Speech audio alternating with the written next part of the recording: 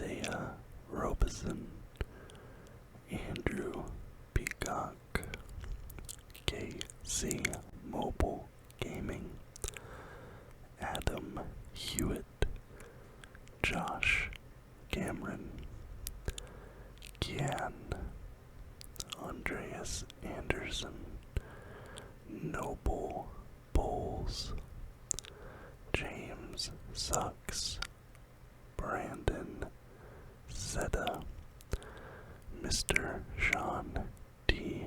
Fitz, Evan Foot, Tristan Hoffman, Rhea, and Micah Carter. Thank you so very much to all of my channel members.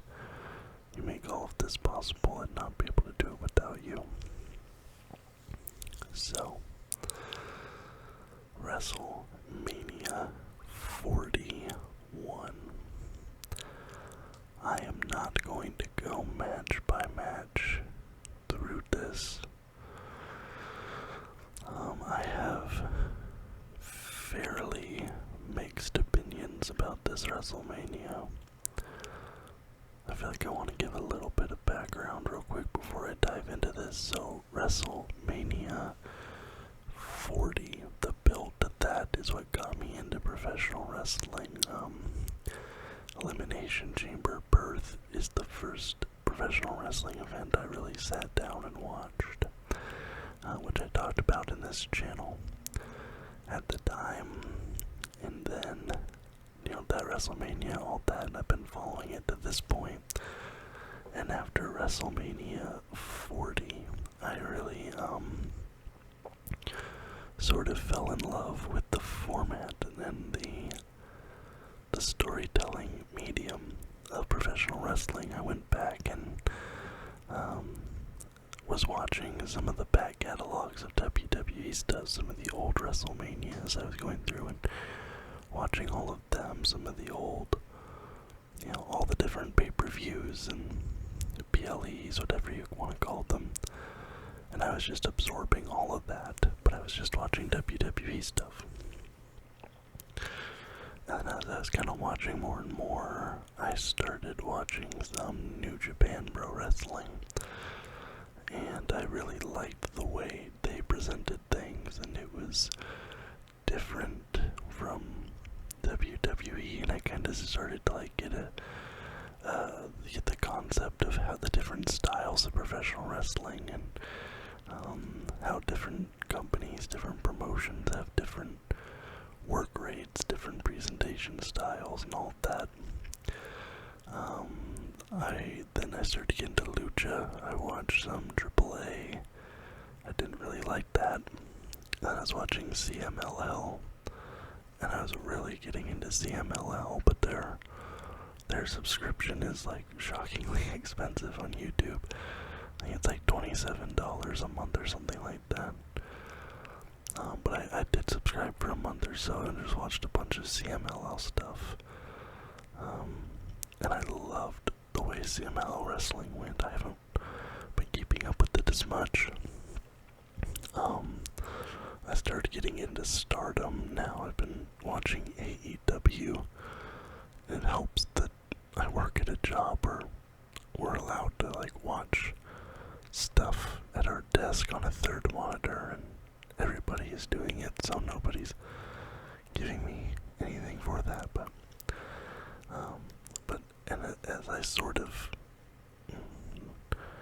was branching out, broadening my horizons, I was finding that in general the WWE style, which is very not very much deviation from that, was becoming less appealing to me.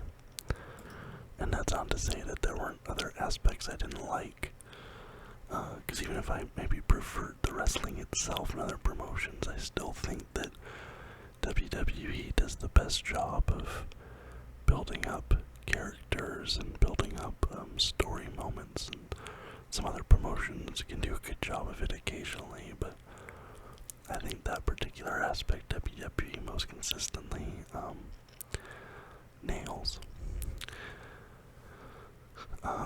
this whole show, this whole WrestleMania started off with the announcement that WWE had acquired AAA, which is one of the two. So the two major promotions in Mexico are CMLL and AAA. And once upon a time, AAA was the biggest promotion in Mexico, but over the last few decades, it's been on a steady downward trend. And CMLL has basically been the top dog in Mexico when it was announced that WWE had acquired AAA.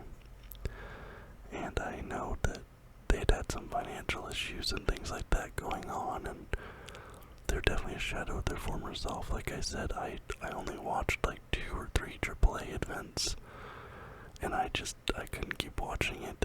It was just really bad.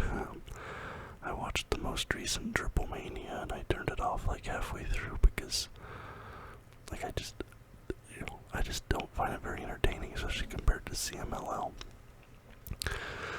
But it was still just sort of a bit of a sour note for me, just the consolidation of WWE buying up these other companies. I know there's a fear between a lot of people they might try and buy up a promotion in Japan, perhaps Marigold, or the really bad one would be if they try to buy up New Japan or All Japan.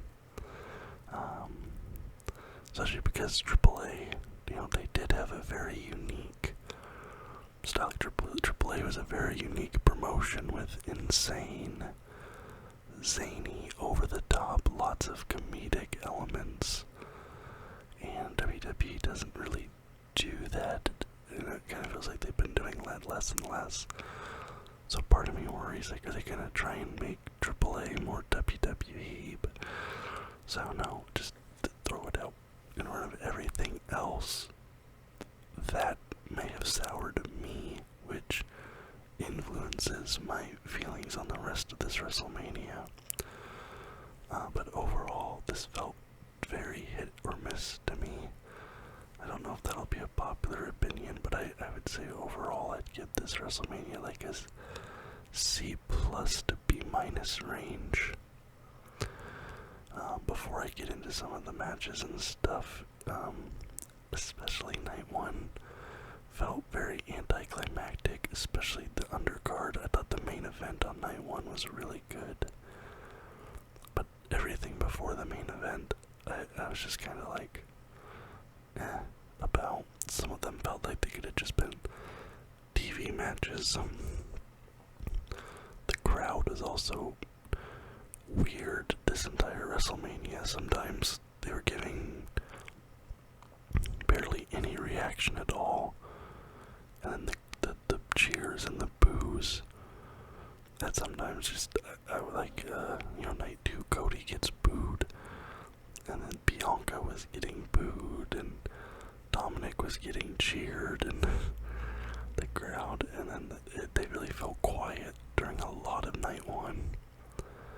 And I also have to say, like, the entrances, what felt really, really weird to me was the entrances felt way dialed down, especially because it was Las Vegas, which is known for glitz and glamour and gaudiness, gold, money, fireworks, neon lights. That's Las Vegas.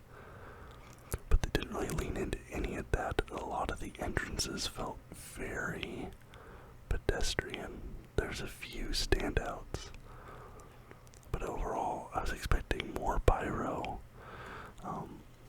Like the Seth Rollins WrestleMania 40 entrance where he came out with the orchestra. That could have been great. Something like that. Just, I don't know. And the thing is too, is you had such an elaborate stage. The stage was amazing. One of the best. Like, I've gone back and I've watched, like I said, a bunch of the old pay-per-views. So I've seen a bunch of stages now. The Vegas themed stage was amazing. You guys know I have a soft spot for Vegas anyway, one of my favorite cities in the world. I thought the stage was amazing. And I thought the stage would have lent itself well to more elaborate entrances, especially, given the city, the stage, all that, but it felt like they didn't really do enough with that, and I would have liked to have seen more production value gone into that aspect of things. Okay, like I said, I'm not gonna go match by match. But let's just talk about a few things. Night 1, we'll start there. I was shocked that Big E did not appear during the tag match. The New Day beat the War Raiders. I predicted they would. And honestly, I think that if Big E did not return here, to me, that sort of confirms that he's never gonna be able to make a comeback. I would say maybe if the New Day like ratchets up the heel antics over the next little while, maybe at the next pay-per-view he'll show up.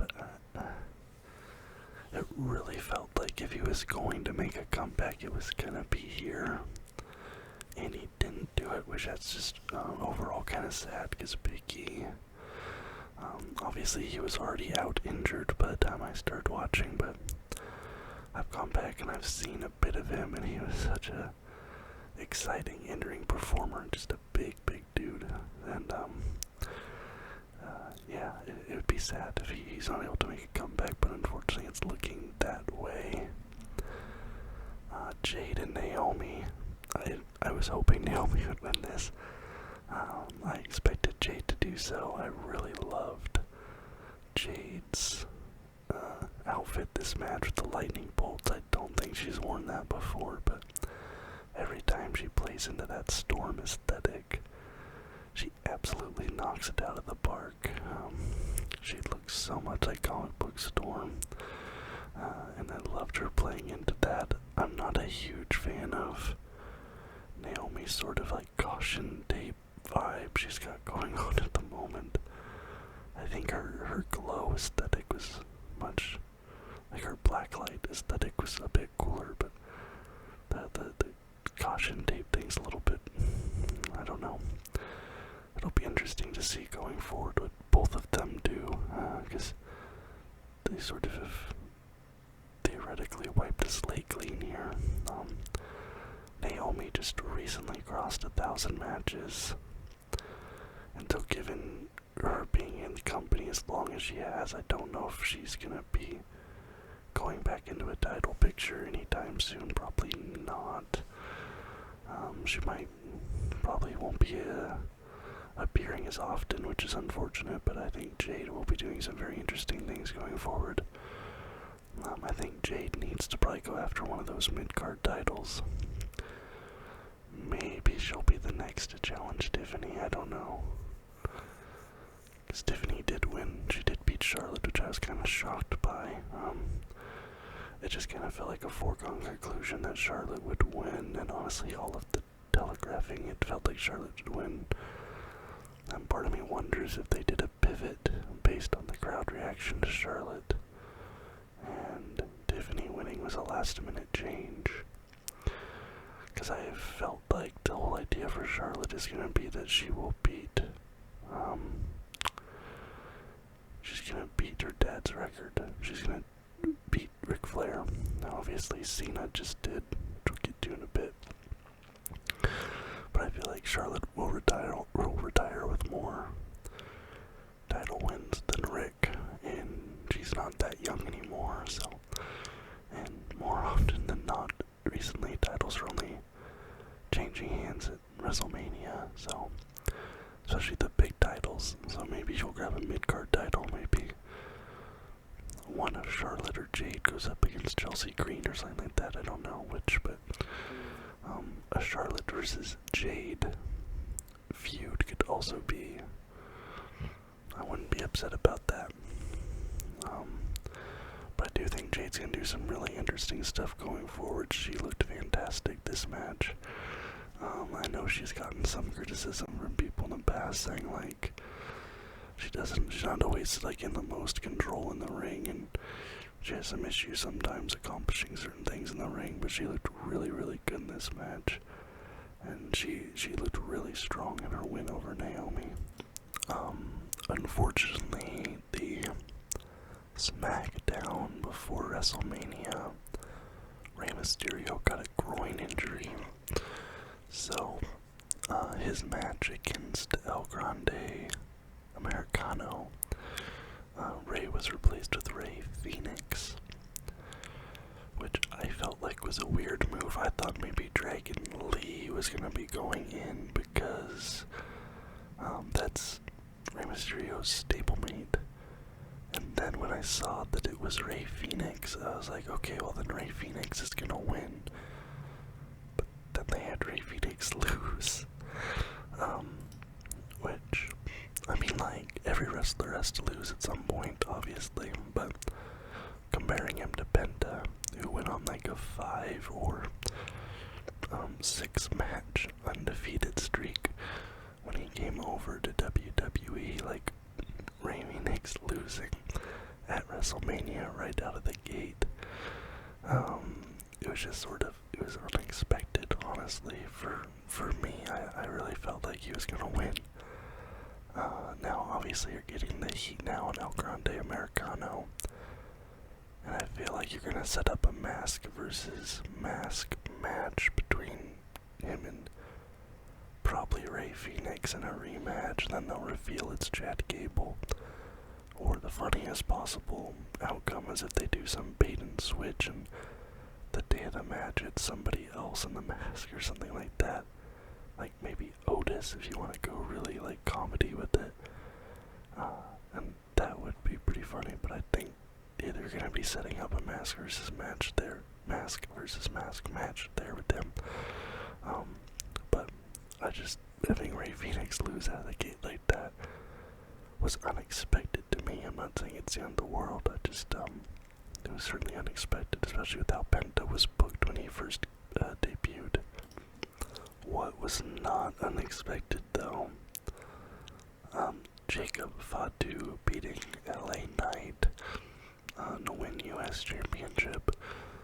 I think that Jacob Fatu is in for a really, really long US Championship title reign. I think he is gonna like have a defining run with this belt. And I think he's gonna do some really good stuff with it. I would love to see him, maybe his first defense. Maybe not his first defense, but I'd love to see a build-up between Jacob and Solo. Like some sort of power struggle between the two of them. Something like that. I think that'd be really cool. I'd also love to see Braun Breaker versus Jacob. Maybe have a veteran guy. I could see AJ Styles and Jacob having an interesting Gunther. Not Gunther, Sheamus. I could see, I think Jacob is, he's gonna have this belt for a while. And I think he's going to do some very, very exciting stuff with this belt. Because Jacob is super over. The crowd loves him.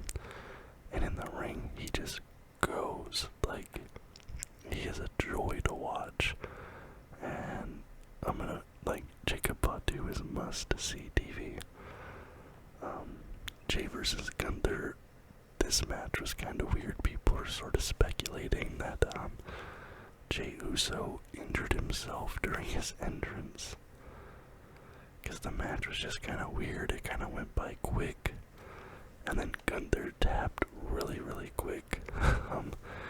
Like Jey got him, and he pretty much immediately started tapping. So the people were kind of like, "Oh, did Jey hurt himself?" And then Jey didn't really celebrate that much with the audience when he got the title. So it was just sort of a weird vibe around this match, and this is the first time Gunther has ever tapped out in WWE. Someone was saying that the last time Gunther tapped out is when he was Walter, and he moved to a different company and changed his name. So now Gunther is gonna go to AEW you and change his name to, like, I don't know, something else exceedingly German. But yeah, and I never really felt like there was that much drama in this match.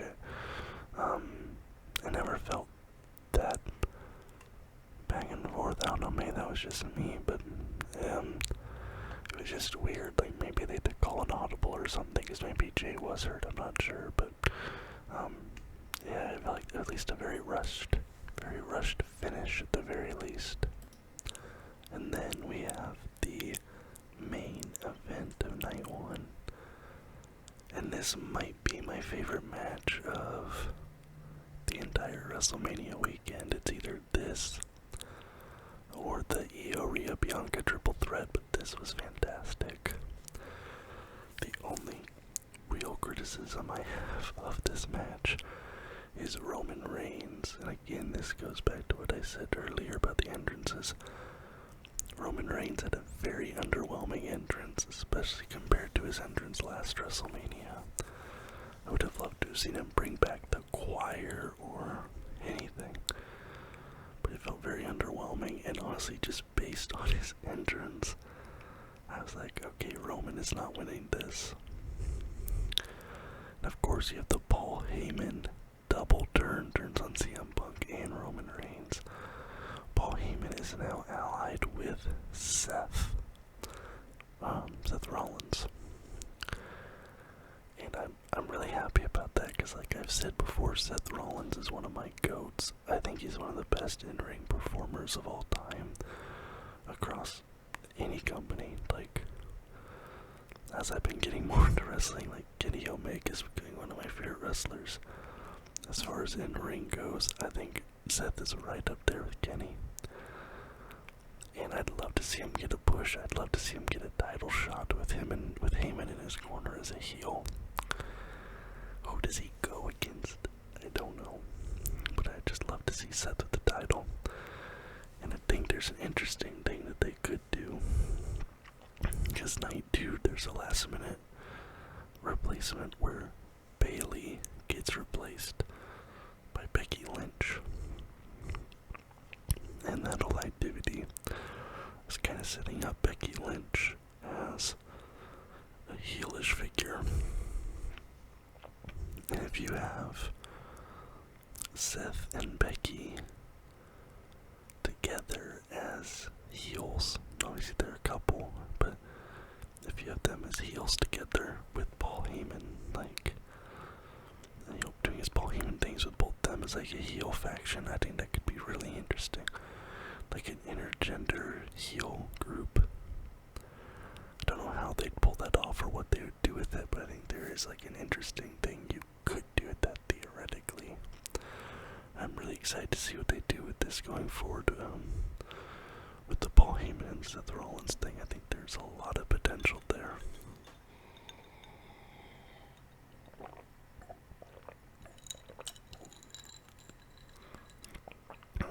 Also, CM Punk's entrance was amazing.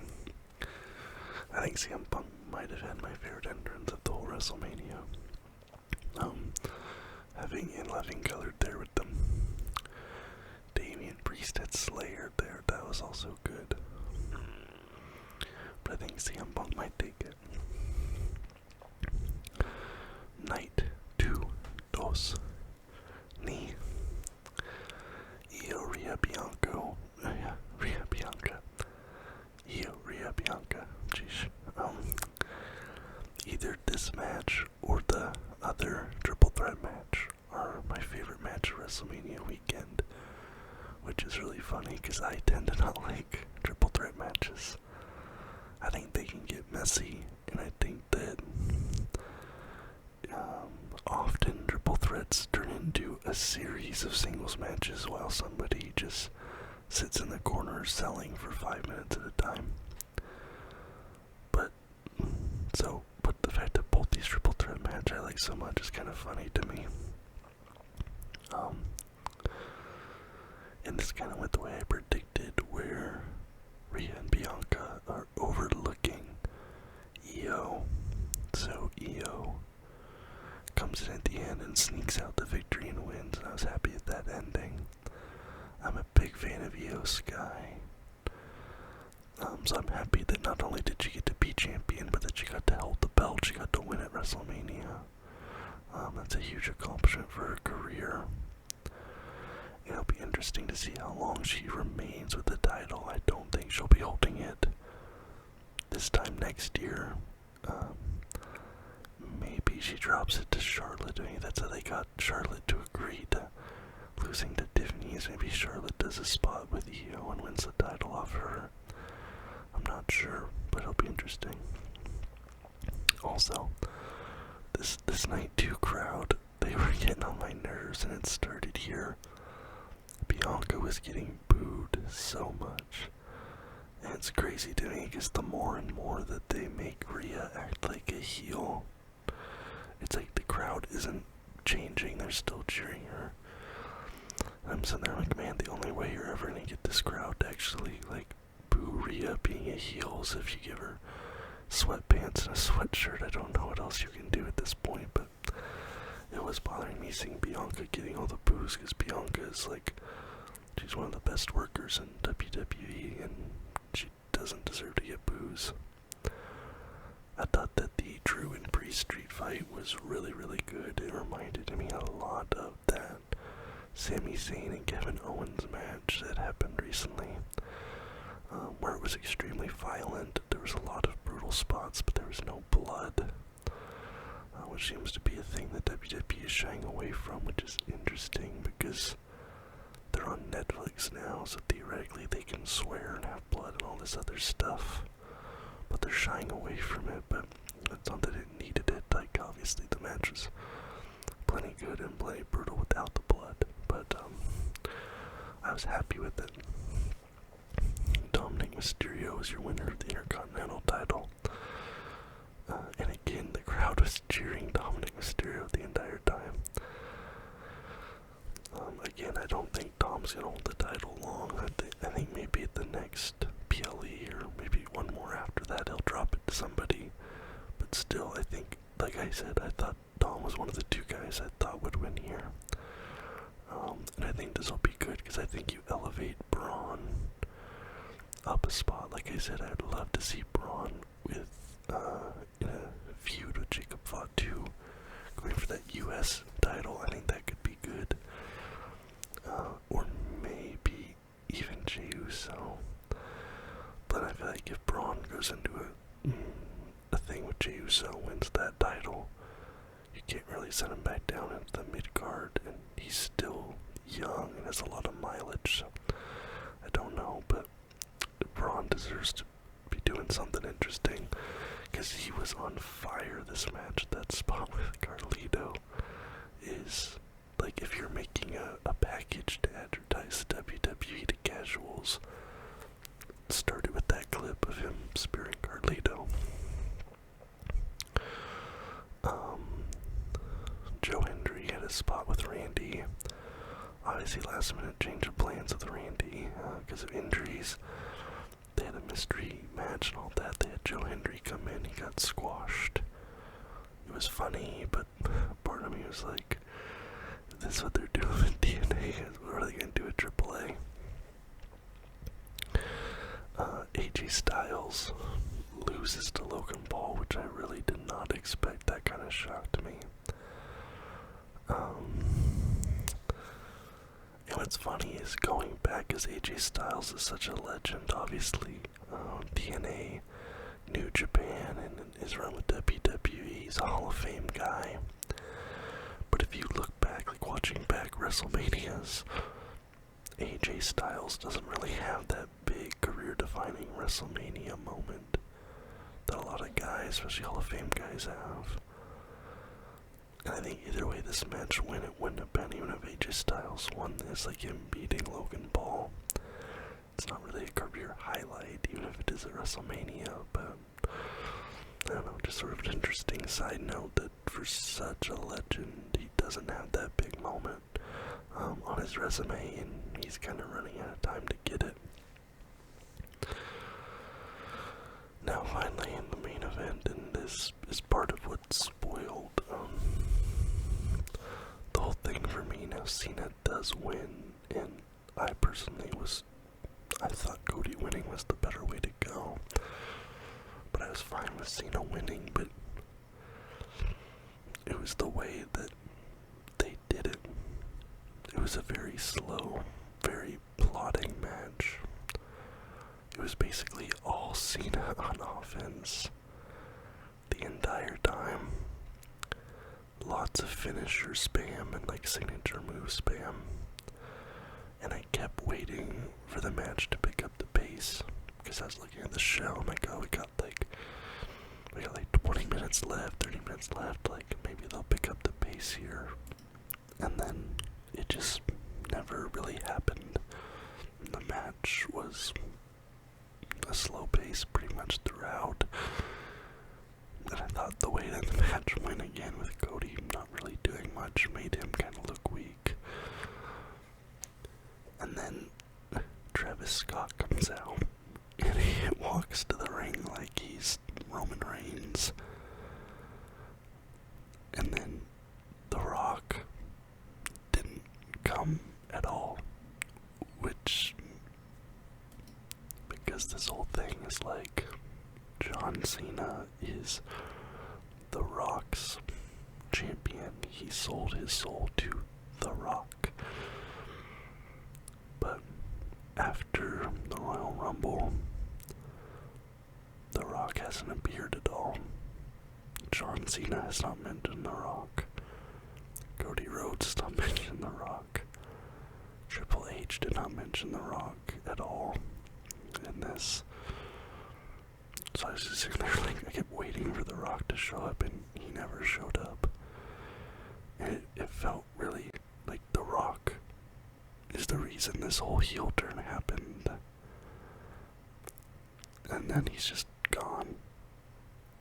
Which felt weird.